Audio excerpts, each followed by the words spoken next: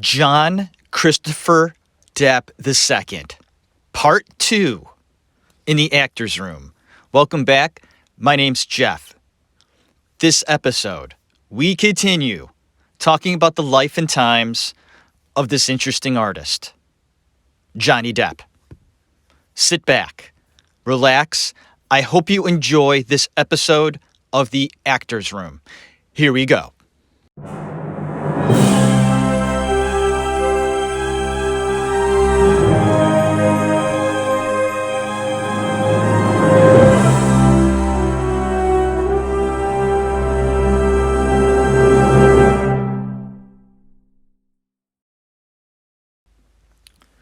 Who is Johnny Depp?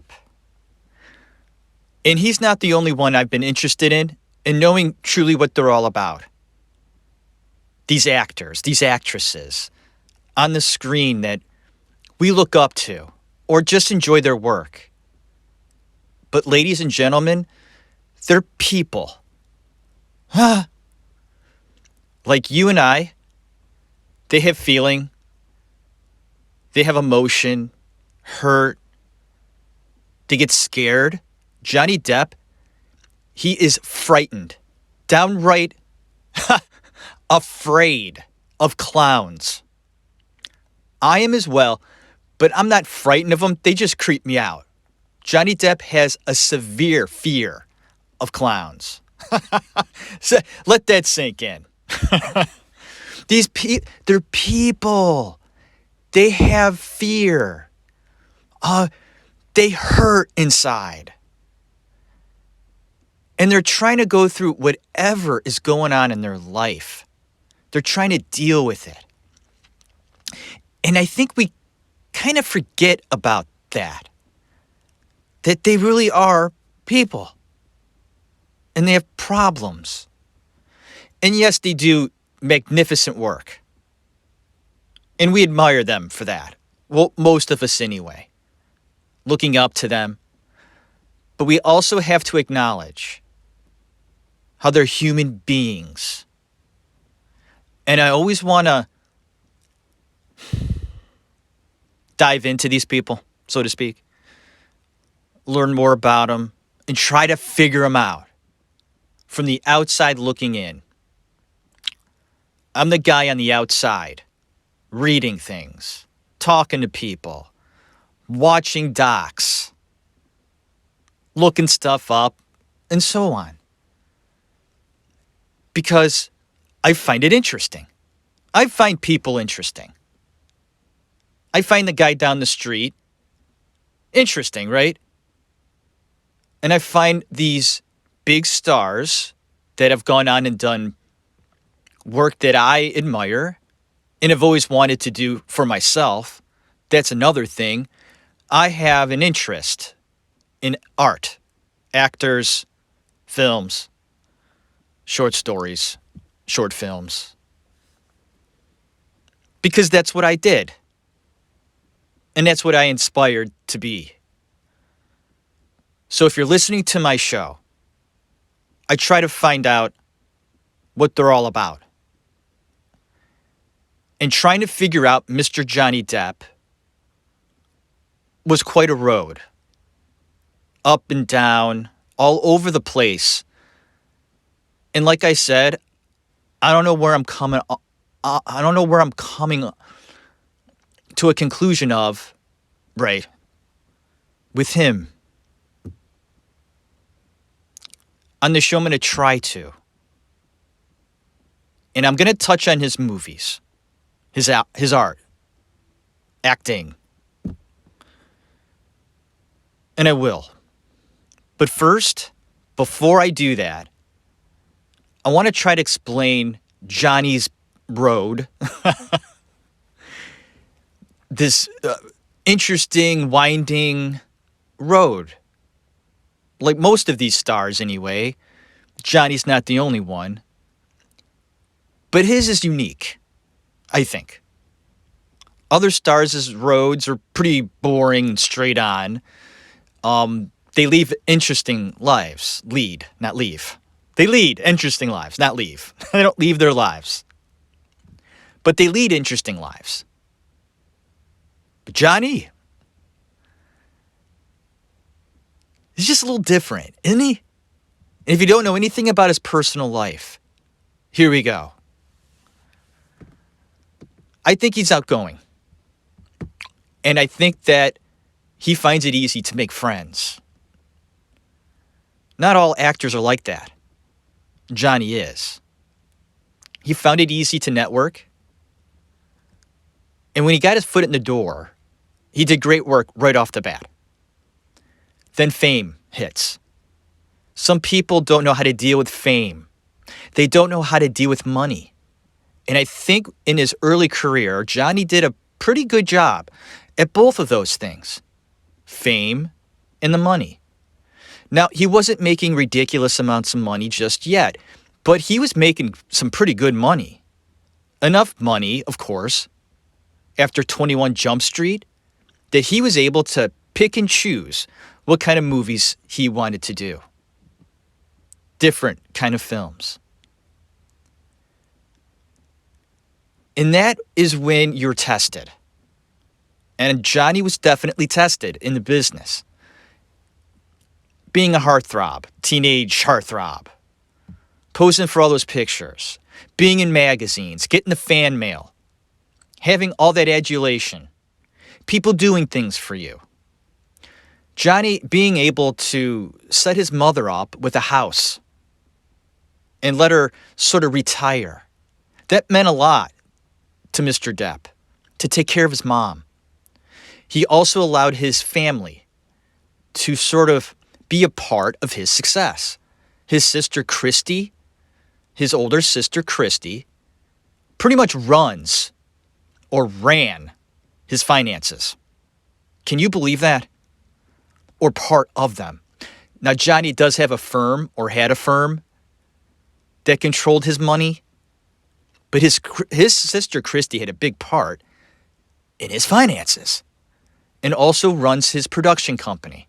Johnny has a little production company for films, of course.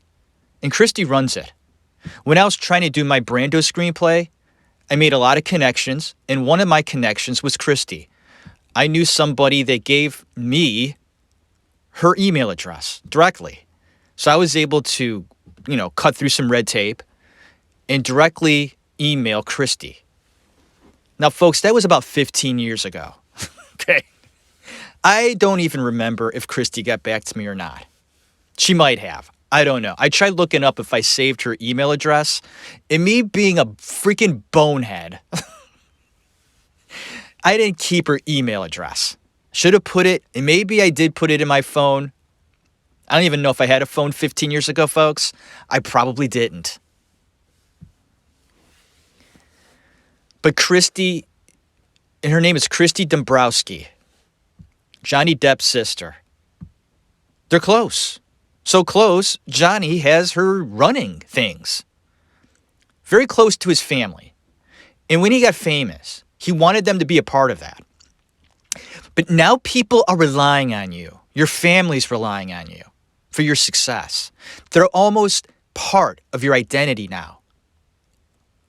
When Christy meets people, I bet you she introduces herself as Johnny Depp's sister. After she says, "Hi, I'm Christy, Johnny Depp's sister." They're now redefined.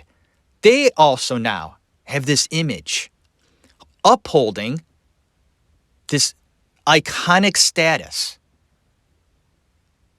that even Johnny can't understand. But he'll try. There's no guideline. There's no book that Johnny can buy. I don't think there is. And what is the right and wrong thing to do with not only your career, but the cash that's flowing in, the roles you're taking, the people you're meeting, and the things you experience on this road. And what sorts of things did Johnny experience? Well, he experienced everything that he could. He's an artist, right? So I'm putting money down on the acting room table. This one right here, fucking sturdy as shit. Johnny tried a lot of things to broaden his horizons. Why not? He would be in music videos with Tom Petty. Remember that? That was good. And Tom Petty and him became good friends. He becomes good friends with people he connects with in the business. And they stay that way. And Johnny would call up Tom Petty from time to time and ask him if he was still smoking. And Tom would say, yeah, I'm still smoking. And then Johnny was sort of like, oh yes, nice. Because Johnny still smoked. And he felt reassured. I can't say that word. Reassured. There you go, buddy. Johnny felt reassured that Tom Petty was still smoking. God only knows how many cigarettes a day. And was still alive at that time. So Johnny felt, I'm okay too. Well, Tom didn't last too much longer than that. Take it easy with those cigarettes there, Johnny. Johnny's been smoking since he was 12. Might be a good time to cut back at least. He loves to smoke cigarettes. He loves his tobacco. He'll smoke those little cigar things. And then I hear he rolls his own cigarettes. So there you go. Little background on Depp with his tobacco use. But getting back on him expanding his mind, his artistic mind, with anything that he can get his hands on. When that happens, your world now changes within Hollywood and people around you. Johnny loved the scene. He loved being a part of a Hollywood world. He's in a band called the Hollywood Vampires with Alice Cooper. Not too bad. I've been listening to their stuff. Johnny Depp, you're a musician. He could play the guitar pretty fucking good, and the guy could sing. I was impressed. The guy could do a lot. The Hollywood Vampires, though. This is the dark part of Johnny Depp, by the way. It's all around him now. But in the beginning, it came in pieces. Here and there. He was always interested in that side of life. The dark stuff, that's part of life. You can't ignore it, and he didn't. He would read up on it, study it. Little things here and there that it would interest him. He wasn't afraid to look it up or even experience that side of life. And he also got into drugs. How bad, I don't know in the beginning. But he did dabble, and he would dabble often. He created, I don't want to say he created. He co-owned the Viper Room in Hollywood. That's a nightclub. And it was, I believe that Johnny owned it in 1992. I think that's when he first got into the club as far as ownership. 1992. It's not a very big club, but it's a club in Hollywood. Even Arnold Schwarzenegger was in the running to buy this place. Ha! Arnold. He wants his hand in everything too. Arnold Schwarzenegger isn't stupid.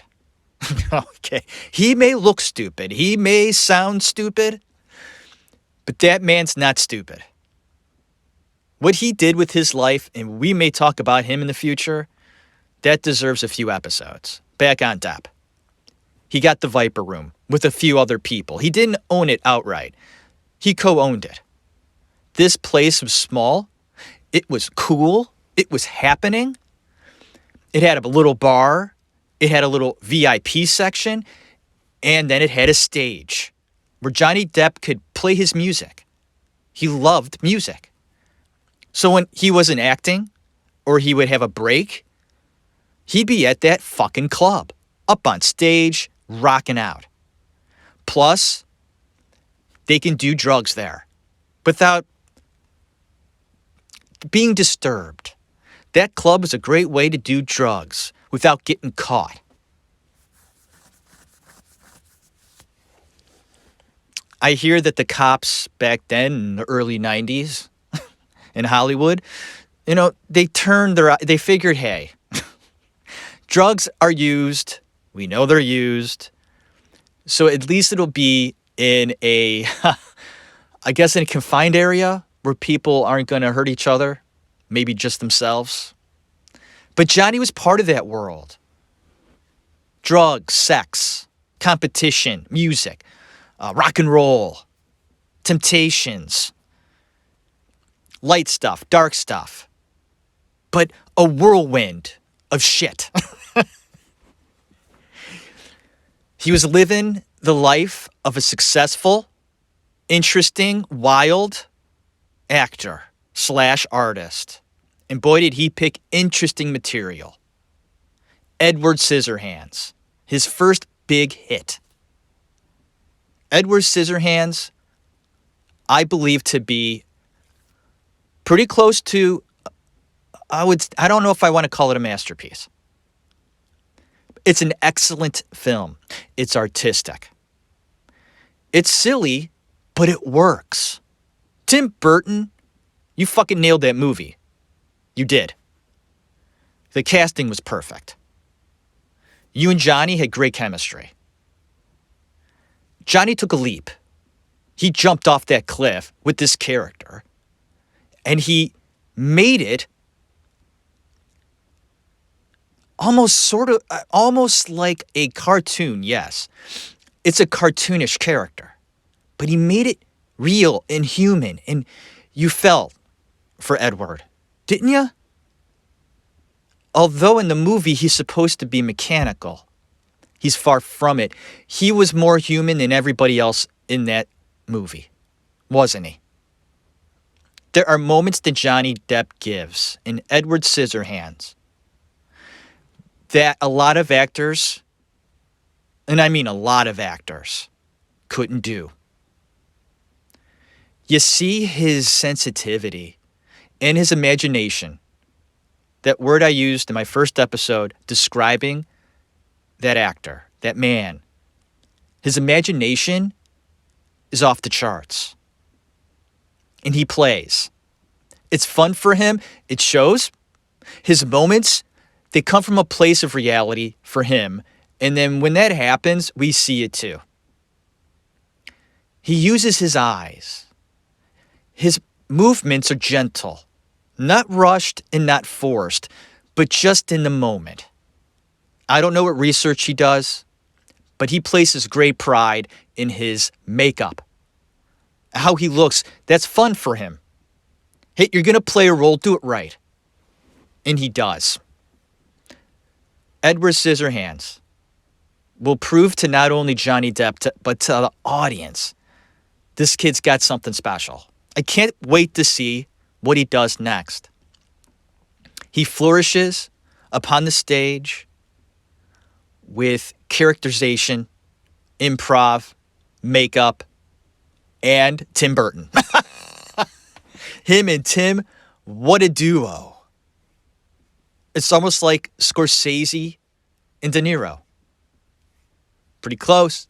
When you're naming duos, director and an actor that have that bond, that special bond that's so rare, it's magical, and you ride with it. Tim Burton calls up Johnny Depp and says, I have a project I'm going to do. Are you interested? Before Burton finishes interested, Johnny Depp says, sure.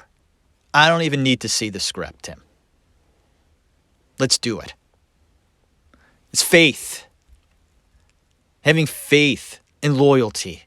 Big thing for Johnny Depp was his loyalty. No doubt about it. But getting back to his life, how it went up and down, or maybe not that. Researching this guy, it was more a little rocky at first in the beginning of his life. He started to gain confidence as a musician. Went for that, really rocky, but something he enjoyed doing.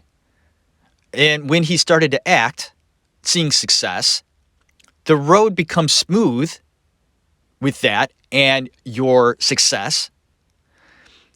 But then you start going uphill a little bit because with success comes other problems. Be careful what you wish for, folks. That's all I have to say. Because these people that become famous, will straight up tell you it's like a curse. A blessing, but a curse. When they're asked, these big stars, about who they're dating or what their relationships are like with other people, they say, I don't have time for that. You're kidding me? Who am I dating? I'm not dating anybody. I don't have time. They don't. They have people doing things for them, and then they have people telling them what to do every day. You have to be here. You have to be there. You have to talk to this person. You got to do this interview. You got to be on set at this time. These people have assistants, and they need them. They tell these stars what they're going to do, when they're going to do it, and how they're going to do it. Well, the how thing may be up to the star. But what a life that must be. You almost lose your identity. And with acting, too, you're playing different roles. You're stepping into other people's skins. It's almost like you don't even know who you are sometimes. Especially these people that have been playing characters, the same character, for an extended period of time on a show. That's almost part of you. And that character is part of you. Think about that. It's got to be true. It's almost like you have split personalities. And Johnny Depp felt this. Going through his road, all the parts he played became a part of him. And sometimes other roles that he takes, they sort of blend together. And if you notice, an actor will sometimes do a character like Johnny Depp did with Ed Wood. What a movie. I watched it again last night. Weird, but Jesus, what a good movie. Holy Martin Landau. Holy Johnny Depp. Even holy Sarah Jessica Parker. Ugh. And I noticed in the film, she says something like, they're reading the reviews of a play they were in, and Sarah Jessica Parker goes to the review and looks at it, reads it. And she goes, I have a horse face? They say I have a horse face? She does. Did that whole thing start with that movie, Ed Wood? Because people after that are like, she does have a horse face. I wonder if that's where it started, or that was just sort of slipped in there with Tim Burton pointing that out again, and she just sort of goes with it. But that character of Ed Wood, played by Depp, created by Depp. Yes, it's a real person, but a lot of it's Depp. You see that Ed Wood character in future projects with Depp. It's just there. It happens. And then your psyche starts to split a bit. And you're finding yourself changing. And it's almost inevitable. These stars change. They have to. They're not normal people anymore. I don't care what anybody says. Yeah, they're people, but they're not normal anymore. They can't be. They can't walk down the street, go to the store, and buy something like you and I can. We take that for granted. We think how great it would be to be famous. People knowing who you are. Patting you on the back. Asking you for autographs. It sounds wonderful for about a week, folks. After that, it gets tiring. It becomes a curse. You don't want it anymore. They can't go to the store. They can't go to the store. What the? I think about that. I go, oh, wait a minute. I wouldn't be able to go to the store. I mean, I could go to the store, but would I want to? If every time I go, some fucking prick, and he may not be a prick, but now they are. Everybody is. Because these are people that might be in a bad mood. You might be in a bad mood one day. You don't want to talk to people. I mean, I get like that. I'm not very social anyway. But some of these people, they go out and they're constantly being badgered. And these huge stars have all the paparazzi bullshit. No wonder some of these actors lash out and pound on these people. Fucking deserve it. Now, I know it's part of the game. It's just part of the game. But what a life that must be. Do we really think about that? And how that changes them, these stars. Now their lives are completely upside down. And there's nothing they can do about it. I guess what is the only option? Just stop? Then the money stops, right? Retire? Look at Daniel Day-Lewis. Daniel Day-Lewis did that. Me personally, between you and I, Daniel Day-Lewis retired after an illustrious career. Almost unimaginable when you look at his resume. The guy, he knew what he was doing. I don't know how he did it. Nobody does. Maybe not even Daniel Day. He probably looks back at it and goes, how did I do that? What did I do? In the process of Daniel Day-Lewis doing what he did, which was phenomenal, by the way, he saw what was going on in Hollywood. First off, he wasn't part of that anyway. Daniel Day is very private, and he wanted nothing to do with Hollywood. And he didn't. And there might have been things that Daniel Day saw, Daniel Day experienced or heard about in Hollywood. Playing the game, that disgusting game that he wanted nothing to do with, Daniel Day. And after he made enough money, felt, I'm done.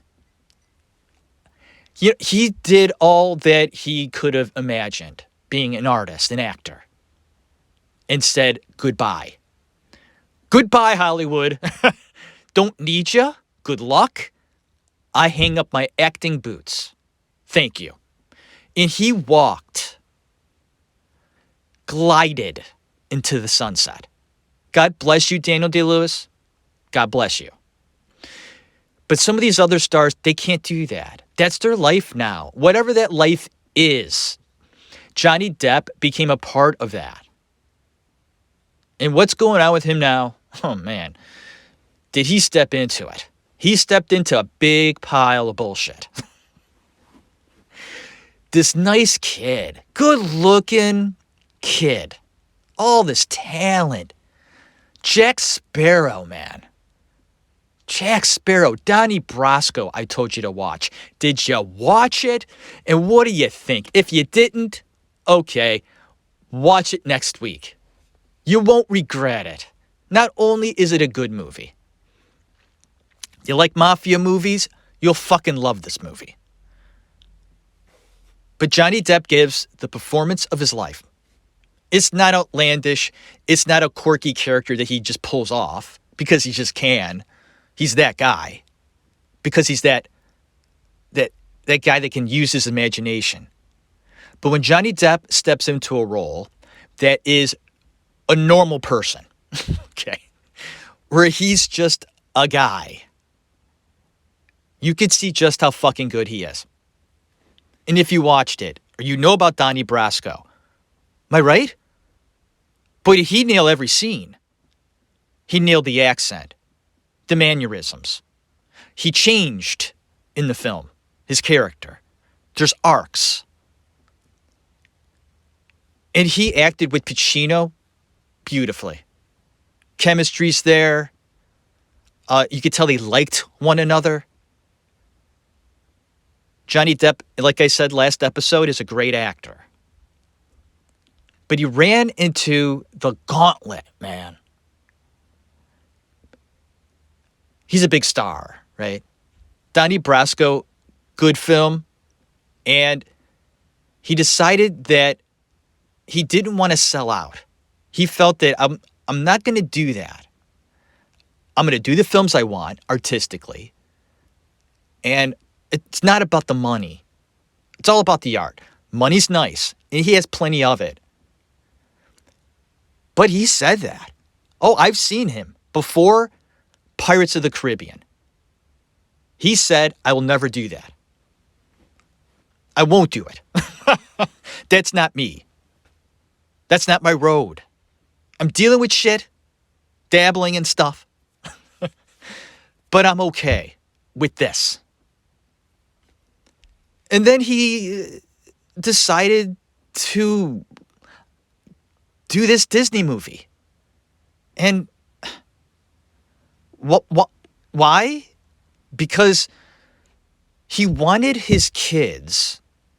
He eventually marries a beautiful French lady. I forget her name. And he moved out to France. He met her in France. They married, had 2 kids, a girl and a boy. And there you go. He wanted his kids to see him in a movie where it wasn't rated R. Or he wasn't shooting people up or, being silly. Like, that's my dad. You see your dad as Edward Scissorhands? Go, that's weird. So he sold out. But him doing that and taking on Jack Sparrow, which he nails, of course. What a character. It explodes. Now, did they know it was going to be big? They didn't know. So did he sell out? Maybe not. But did he? I think he did. But not of his knowing. He just wanted his kids to see a movie with him in it, a Disney movie. And that's what he did. Little did he know that this will kick off how many sequels, and it made billions of dollars. Folks, those movies made billions of dollars because of Johnny Depp. Not Orlando Bloom, right? It was because of Johnny Depp. Orlando Bloom is fine, but he's no Johnny Depp. Billions of dollars. And now you're on a level of stardom that not many artists reach. They can't even see it. He went global, beyond global with Pirates of the Caribbean. He is now a multimillionaire and has so much money that, he doesn't know what to do with it? Oh, no, he knows exactly what to do with it. He has a bit of a problem spending money, I think. How many houses does he have? I mean, it's over a dozen houses, properties this guy has. And these aren't shacks. They're big mansions all over the world. Taking care of his family. Taking care of everybody around him. And he wants to do the right thing, but sometimes that doesn't happen. With this new money becomes new problems. You know it and I know it, right? Although we can't imagine it because although we do fine, we make a living and we put food on the table, Johnny Depp was able to buy an island in the Bahamas. Okay, he owns an island, just like Marlon Brando did. They were close. Depp looked up to Marlon. They became friends after Don Juan DeMarco, I believe. They did another one together, The Brave. That was Johnny's baby. The Brave, independent film written by Johnny, produced by Johnny, and starring Johnny with Marlon Brando. The movie's okay. It didn't do well. It broke Depp's heart. But he was friends with Brando. Brando owned an island in Tahiti. So Depp had to own one too. Why not? Can you imagine owning an island? Hey, hon, let's go to the island today. Sure. Sounds good. Bring your flip-flops. Bring the beach towel. Let's go. What a world. I mean, Johnny Depp. Wow. I mean, sir. I mean, whoa. An island, all those houses. He could buy pretty much anything. I'm impressed. And so should you, right? But he's spending too much money, folks. Hey, it all has to end somewhere. And if you can't always be on top too, forever, it's just not going to happen. Be careful, John. That's what people are telling him. especially his firm. John, okay, you do make a lot of money, John. You do. But your spending is beyond what you're making. This isn't good. And although he has assets and properties, which is good, he's running into problems where he has to sell his assets now. Because he's gone completely, not crazy, but after years and years and years and years of drug abuse, alcohol abuse, Johnny Depp is an alcoholic for sure. Is he a drug addict? Probably. I hate to say it. It's getting to that point. Dabbling became an everyday thing. And if it's not every day, it's pretty close. He likes coke. He likes weed. He loves ecstasy. He really loves ecstasy. Acid, sure. And I want to point out what I think, for me, one of the big reasons why Mr. Depp went down this road, now mind you, he always skirted around this path, but he really narrowed his focus on where his life was going to go after he met Hunter S. Thompson. And ladies and gentlemen, if there's one artist, and there's a handful, that I just don't plain out like at all, he's one of them. Mr. Hunter S. Thompson, the writer. That weird guy. Look him up. If you don't know who he is, type in Hunter S. Thompson, and there'll be rabbit holes that you can go down if you want. I suggest you do. Even though I don't like this guy, he's just not my bag. He and I wouldn't have got along. He passed. I just don't like the guy. I don't like what his writing was fine, actually. I mean, he was a great writer. But as a person, the dude was straight up weird.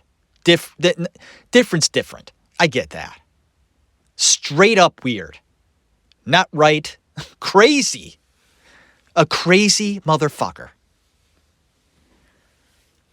Johnny, they became friends. Okay? Pretty close friends. Johnny would go on to portray Hunter in a few movies. The Rum Diary, which sucked. And of course, Fear and Loathing in Las Vegas. I've seen this a few times, folks. If you've never done drugs, just watch that movie. Watch it, and it feels like you're high. Or that's what it looks like when you're high, or feels like. More look. The feeling part is something you can't explain.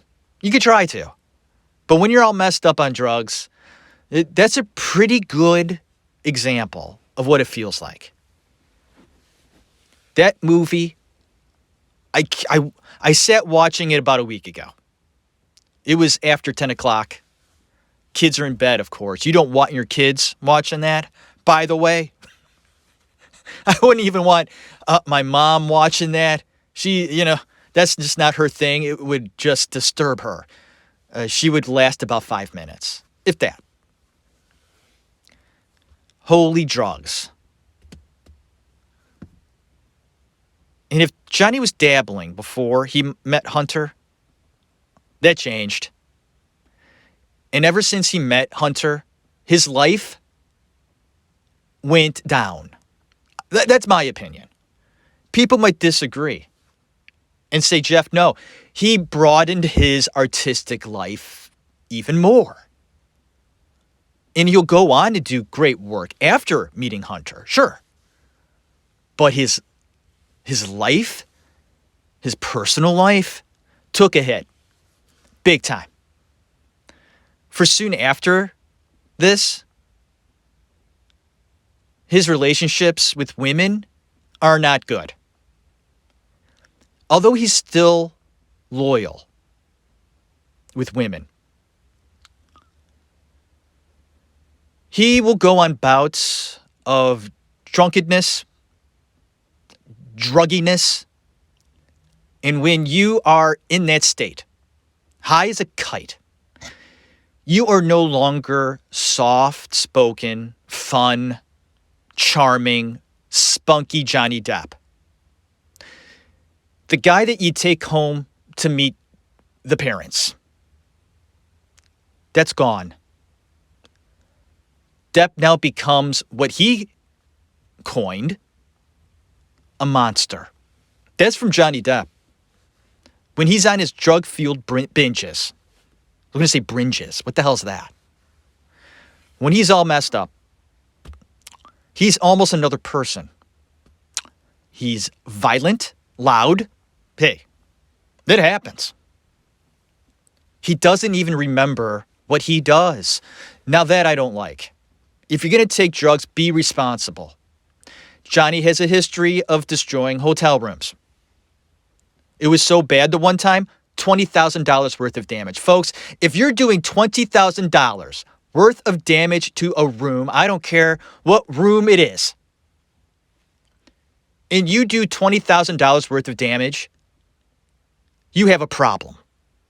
And Johnny Depp was becoming a problem. He didn't want to admit it. The people around him said, it was just an isolated incident. And I say, no, it's not. What are you trying to do? Johnny's been having yes men around him for the past, 30 years? Because of his success. Because he's so amazing. He knows he's amazing because he is. He makes the cash because he can. He makes other people billions of dollars. The guy's on a roll, untouchable in a way. And he feels nothing can stop him. Nothing can hurt him. But he was hurting others. And John, you were hurting yourself. You were hurting the people you're with. The people you're with. Your kids. Johnny, you got to think about your kids now. And what happened with Amber Heard, we'll get into that right now. I'm looking down. Where are we at? Okay, we're doing good. Sorry, folks. I had to look down at my time. I think we're good. We're good. We got to talk about Amber Heard, and here we go. This is a tough one. And all you out there supporting Johnny Depp about this situation, you have no fucking idea what the hell is going on. Ooh, I know, right? Oh, what did you just say to me? What? Excuse me, Jeff? You don't talk to me that way. I'm talking to you that way. As much as I love Johnny Depp and his acting, and even like how good of a musician he is too, right? If you've looked into that, I love that too. I like when Johnny Depp goes on interviews. He seems like a very likable guy, and guess what? He is. But the business has destroyed him. That image that you have of Mr. Depp, not much of it's left. And it's very sad. That's what the business will do to you. They turned that lovable guy into a shell of his former self right now. You take a look at Johnny Depp right now. I'm talking about this very second. You're not going to like what you see. And that's sad. He almost looked timeless. Always looked good, right? That's not happening right now. Drugs are taking over. Alcohol's taking over. He spends $20,000, $30,000 a month on wine. What did you say? Think about that as you go grocery shopping this Sunday. And you look down at your total of what? $200? You go, $200? That will feed your family for the whole week. $200. So what? You spend around, $800 a month on food. $800 a month to keep your family alive. Johnny Depp spends $30,000 a month. $30,000 to $800 on wine. On red wine. Now, I'm sure that wine is pretty good. I'm sure that wine is tasty. I'm sure it's not, yellowfin? What is it? I'm trying to think of that wine. What is that? Barefoot wine? Which isn't bad. It's all right. For $10, you get a bottle of wine that's okay. But usually you got to spend around, $30, $40 to get a really good bottle of wine. So I can only imagine how much a bottle of wine that Johnny Depp loves, and I wrote them down. I can't pronounce them, folks. I can't pronounce those wines. They're all French. Okay. Le Chateau Ravoux. Oh, great. I'm sure it tastes great. I'm sure it tastes better than what I'm buying, or what I have downstairs. Saint Michel, I'm sure that whatever Johnny's buying is amazing wine, and he spends $30,000 a month just on wine. That's the life he's leading. That's where it's going. And he's drinking a lot. Every day. I've heard.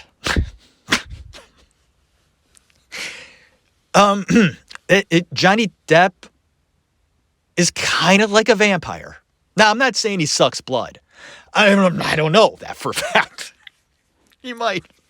I can't believe I just said that, though. Did I just say that? Jeff. But is that something we want to get into? You don't want to. We'll touch on that. But we're not going to get into it. How about that? Okay.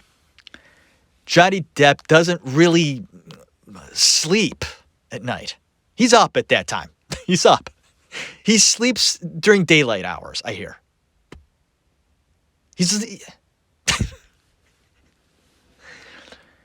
I get that he likes to hang around. I know we were talking about Amber Heard, so let's do that first. I'm getting off track. I kind of scolded you or yelled at you. I'm sorry. I have kids, right? I've been a dad for 17 years. And I guess I don't think I talked like this before I was a father. It just comes with the territory. I'm sorry. But you're wrong about that situation. The Amber Heard situation, I was on board with you folks. I was on Johnny's side for the most part. And, she seems like she's conniving. She just wants his money. She wants to destroy him. She's a gold digger. Fucking whatever you want to call her. And she's been called a lot of names, by the way. It's not the case. And yes, Amber Heard has physically hurt Johnny Depp. That's true. But the other way is true as well. Amber does get physical, and then Johnny will push her away, and that has happened on a few occasions. But there are incidents documented, about a dozen at least, that has Depp being physical to Amber, and it's not just pushing. Sorry, folks. I didn't want to be faced with that either when I found it out. That's what the stuff that I don't want to learn about. I don't want to learn about that.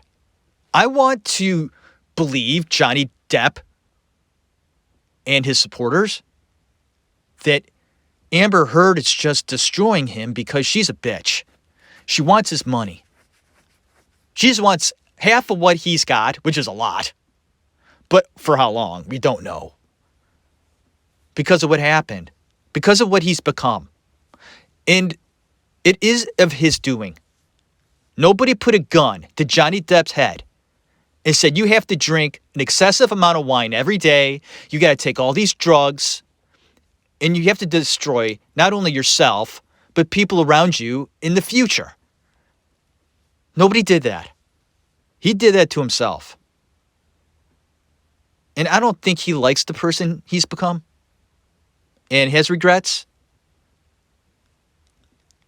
But Amber Heard is not what you think. She's afraid of Johnny Depp and what he could do. That footage they show of supposed Johnny Depp in the kitchen, the footage done by Heard, supposedly, is scary if it's true. If that's really him. Because I have questions about that. That might be staged. There's a chance of that. That may not be a true look into the world of Johnny Depp. I thought it was. For sure. I watch it. It looks pretty real to me. It does. So if it's faked, because you get a close-up of Johnny's face at a very split second at the end of the footage. And it doesn't look like him at all. But that's the weird part about footage. It's not that clear. And sometimes you can't trust your eyes. But it doesn't look like him when it's really close up. Take a look at it. Pause it. It doesn't look like Johnny Depp. Was that staged? Maybe. Amber Heard is not a gold digger. Whatever she won of her case with Johnny about their disputes, she gave to charity, folks. Amber Heard gave her settlement to poor people. How is that a gold digger? Okay, you don't like her. She doesn't look that likable, does she? Where Johnny does. But it's the facts you have to pay attention to. So, wrapping that up, we don't need to talk about that anymore. The only other thing we have to touch on with that is it has now been brought to the attention of Hollywood and his fans that there's a strong possibility that Johnny Depp hurts women. And that's really, it hurts me to say that because of his high respect for women in his past. That's how much he has changed. In a weird way, it's not really Johnny doing this. It's that monster he was talking about. The addiction. When he blacks out, he doesn't even know what he's doing. This is a damaged, hurt, young boy, young man, young soul, artist. And Johnny, although you have really dived into things that scare the shit out of me, the people that you hang out with, Marilyn Manson. What? And so what? He hangs out with these people. The darkness. Folks, that's darkness. The people that Johnny hangs out with are usually involved with some pretty dark things. So that tells me he is as well. And I want to touch on the West Memphis 3 case. Johnny Depp was instrumental in getting the West Memphis 3. 3 young men accused of killing 3 other young boys in 1993. Johnny Depp saw Paradise Lost, the doc, about this case, which was extremely biased. In placing these 3 killers, supposed killers, who I believe they are, in a light that was, hey, we're innocent. They're innocent. Get them the hell out of there. And that's what Johnny Depp did. And I don't know for sure if Johnny Depp believes that Damien Echols is innocent. I think he wants to believe that. And he might, because he could identify with Damien Echols. He looked at Damien Echols in Paradise Lost and said, that's me. Right? My God, that could have happened to me back then in Florida, Kentucky, Florida. He identified with Damien Echols and his situation and wanted to do the right thing within him. I'm going to get this kid and his buddies out of prison. Not only was he a significant, partner in this, he had other stars come along for the ride as well. And the other stars share the same interest. This dark magic bullshit. They're all into that. Aleister Crowley, right? I mean, bad. Not good, bad. They're getting something out of it. Johnny Depp says that when he does his roles sometimes, he's almost in a trance, becoming other people. Folks, this stuff goes on. We don't want to talk about it, but it's there. Magic? Yeah. What are they doing? Are they performing ceremonies? Yeah. Are they chanting and doing weird things? Yeah, they are. Johnny Depp and Damien Eccles have matching tattoos on some weird, crazy, magical stuff. Tarot cards, all that stuff. Damien Eccles drinks blood. Does Johnny Depp drink blood? And I was just saying a while ago, he might. I think he does. It's hard stuff to talk about.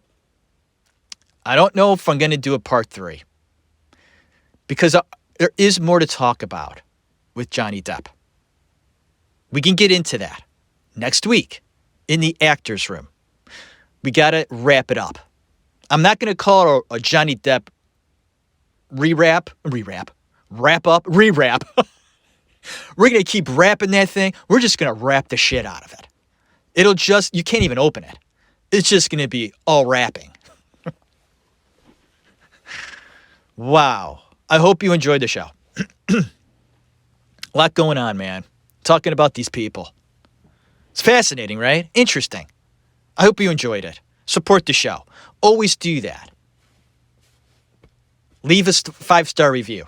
Leave a 2-star review. Call me an idiot. Jeff, I'm tired of you talking down to me. What are you doing? Who do you think you are? Telling me who Johnny Depp is. What? Do you know Johnny Depp? Folks, I had a dream last night. I was at his house. We were hanging out, right? And in the dream, it was great.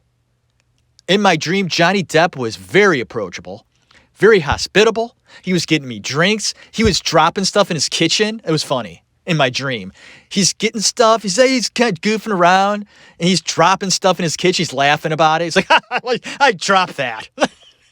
Who cares? He was probably bringing me wine. Thanks, John. Whew. Hey, he was nice in my dream, and I think he is a nice guy. A lot of demons, too much drugs, too much wine. Take it easy, man. Sell like 9 of your houses, bro. Sell 9 of them. You'll have like 4 left. That's enough. Get yourself out of this financial bullshit. Clean it up. Get sober. That is your only way out of this. Johnny, listen to me. And I know other people have told you this. I'm telling you this.